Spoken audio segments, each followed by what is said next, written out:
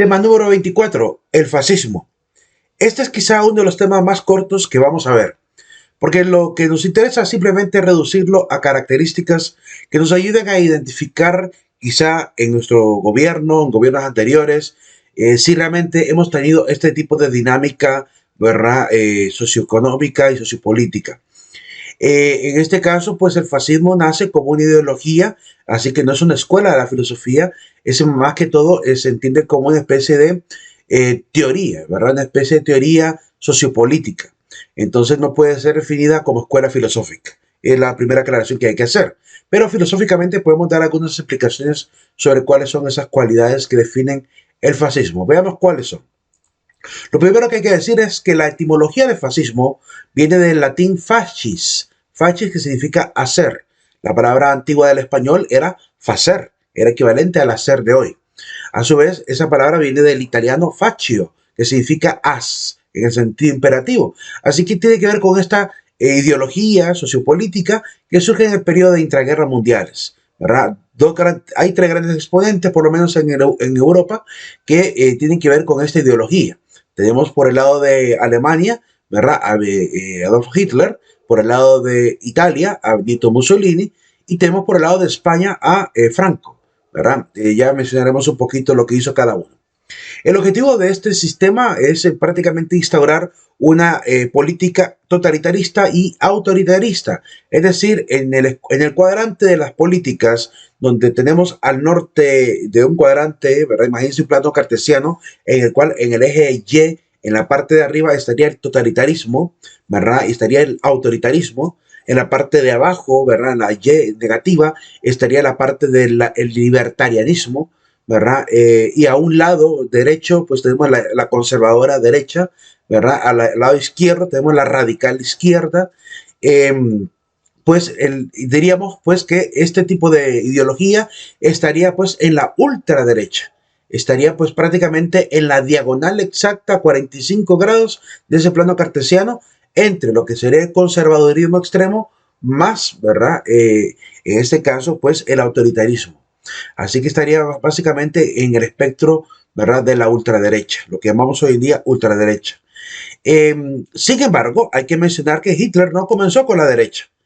Hitler comenzó saludando con la izquierda, es decir, estuvo metido dentro de las ideologías del Partido Socialista, ¿verdad? De su país, estuvo prácticamente intentando guiarse por esa dinámica, pero en la obra que él va a escribir llamada Mein Kampf, Mi lucha, ¿verdad? Él explica que se va dando cuenta, ¿verdad? De la cobardía que había dentro del sistema socialista, de no tomar obviamente cartas en el asunto, con mayor intransigencia, con mayor, se puede decir, garra, que es lo que él esperaba.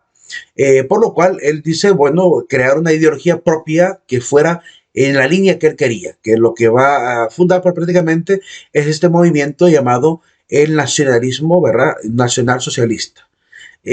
Así que intentas, como digo, utilizar siempre el color rojo de la bandera de los socialistas, pero evidentemente con una actitud bastante ligada a la extrema derecha.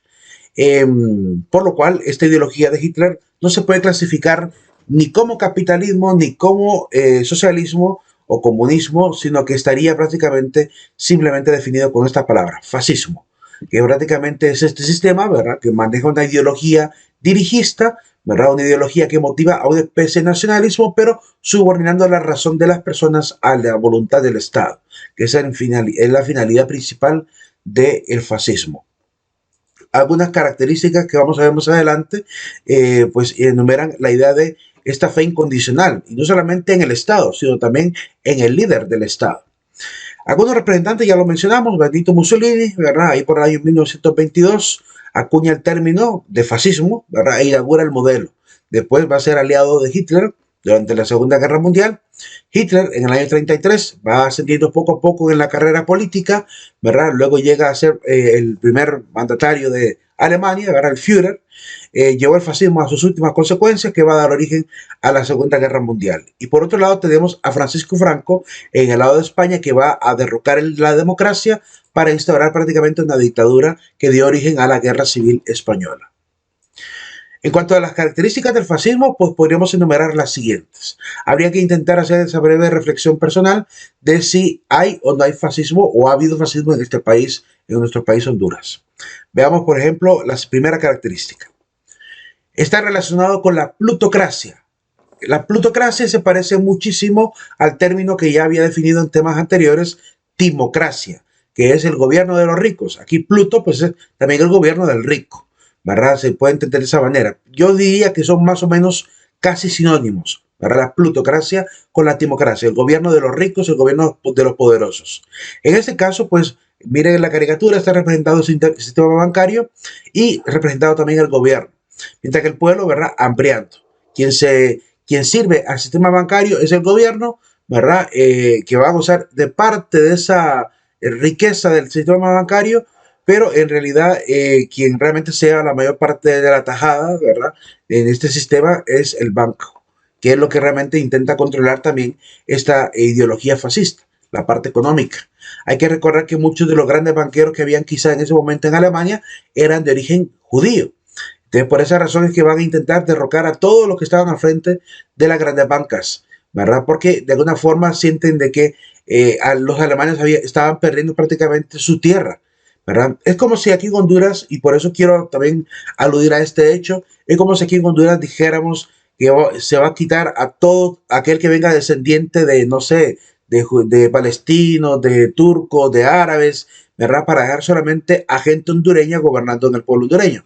Esa ideología a la que se le ocurre a Hitler, quitar a todo descendiente extranjero, ¿verdad? Que no fuera alemán puro, para poder obviamente quedarse él en el poder y con otros obviamente alemanes. Cabe destacar la gran ironía de esto, es que Hitler muy probablemente sea descendiente también de judíos, ¿verdad? Aún así, ¿verdad? Se va contra su pueblo. ¿Verdad? Si él es de origen judío, se fue contra su pueblo. De hecho, aunque sus ojos son claros, ¿verdad? Su tez clara, pero en realidad no tiene la altura ni tampoco el porte de un ario, ¿verdad? De uno de raza pura.